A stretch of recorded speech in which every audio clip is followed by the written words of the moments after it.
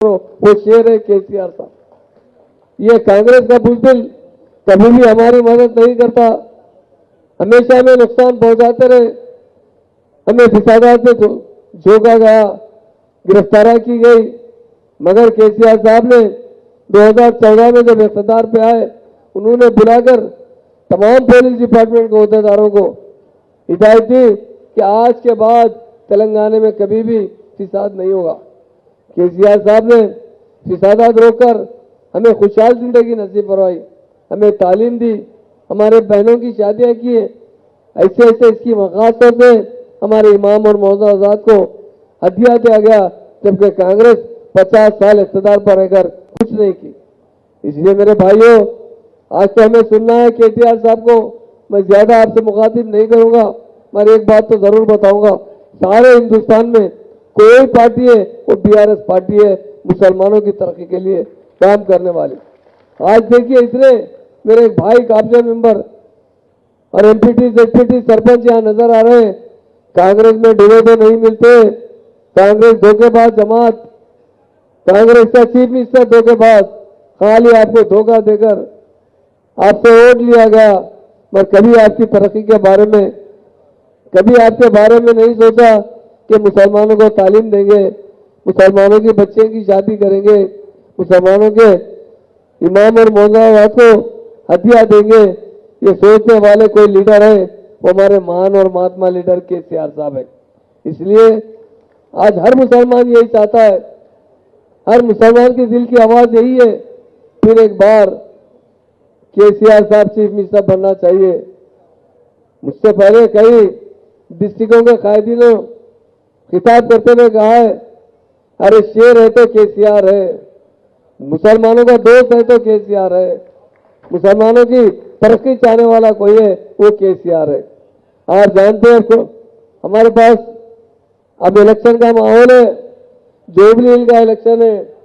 हमारे हरदिल अजीज यकीनन इंडिया में जितने लीडर्स गुजरे हैं, आज चल रहे हैं लीडर्स, जितने लीडर्स के साहिबजादे हैं पार्टी में काम कर रहे हैं, चाहे चंद्रबाबू नायडू हो,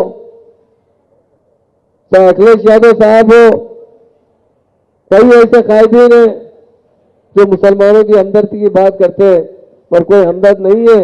अगर हमदर्द है तो केसीआर साहब है, केटीआर साहब है। इसलिए मैं कह रहा हूं, हम आजमा के देख लीजिए।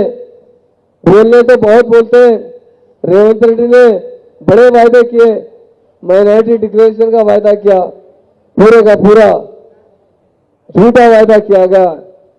और केसीआर साहब ने कभी इलेक्शन में कोई वायदा नहीं किया, मगर मुसलमानों को हमेशा एक सेकुलरिज्म के साथ देखा, सारे लोगों के साथ मुसलमानों को तरक्की के मौके फराहम किए। इसलिए अब जुबली हिल का इलेक्शन है, केटीआर साहब आपको तफसील से इलेक्शन में क्या करना चाहिए, किस तरह काम करना चाहिए, हर मुसलमान के दिल में है, हिंदू भाई के दिल में भी है। इस मरतबा फिर केसीआर साहब जीतना चाहिए। जुबली हिल की सीट हमारी थी, इत्तेफाक से गोपीनाथ साहब का देहांत होने की वजह से उनकी अहलिया सुनीता मैडम कांटेस्ट कर रही है, ये भी एक बहुत बड़े दिल की बात है। लोग सीता को आप देखिए, हमारे साथ कैसा धोखा किया गया, अजहरुद्दीन साहब को कैसा बलि का बकरा बनाया गया, हमारे आमिर अली खान साहब को किस तरह बलि का बकरा बनाया गया। ये कभी भी मुसलमानों को इख्तियार नहीं देते, ये धोखेबाज है।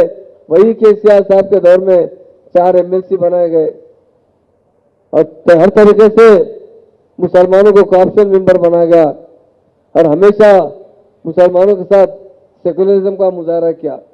इसलिए मेरे भाइयों, मैं आपसे एक ही बात अपील करता हूं, अभी हमारे डायनामिक लीडर केटी रामाराव साहब आपसे एड्रेस करेंगे, वो बताएंगे कि हमें क्या करना चाहिए, किस तरह जुबली हिल में मुसलमानों के वोट लेना चाहिए, क्योंकि बहुत बड़ी तादाद में 1,30,000 के करीब वहां पर मुसलमान बसते हैं, मुसलमान वोटर्स हैं।